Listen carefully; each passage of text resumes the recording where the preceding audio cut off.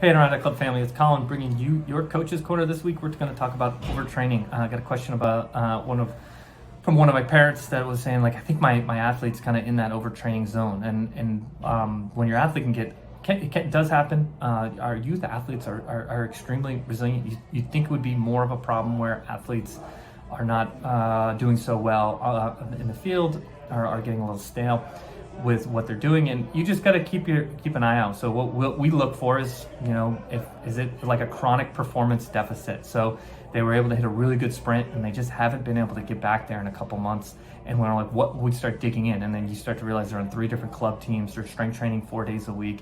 They're traveling a ton for another club team. They're playing 2 sports, and they're all over the place, and they never have a day of rest. Other things we can look at is like poor quality sleep. Are they moody? Are they just like not passionate about like going to practice? Are they not dragging you to strength training and stuff like that? And it's okay to take a practice off. It's okay to put the pause button and say, hey, you know what? Let's just take the weekend off.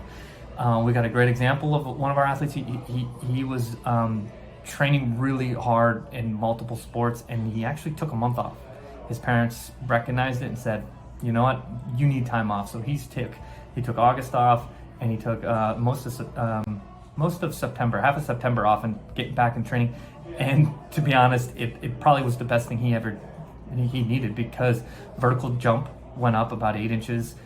His speed dropped significantly. I think we dropped up a 1/10 off of his best time. It was like amazing to see that, he just needed a little recovery. He's overtrained. He just needed more recovery. He's focusing on doing all this basketball stuff and in and out, and it got just too much for him to recover from.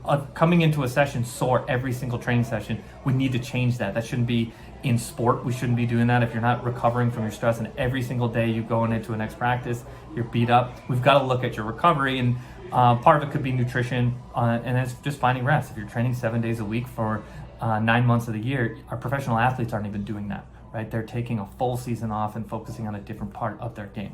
So overtraining is real. It's definitely something to keep an eye out. If you feel like your student athlete is getting a little stale and just kind of not seeming like they have the passion, it's okay to take a week off. Coaches may not like it, but hey, you got to do what's best for your athlete, and then send them back out there and see how they perform. If you need help with your training, or kind of wrapping your head around whether your athlete's overtraining, come reach out to us. We'd love to help you out. Look forward to seeing you around the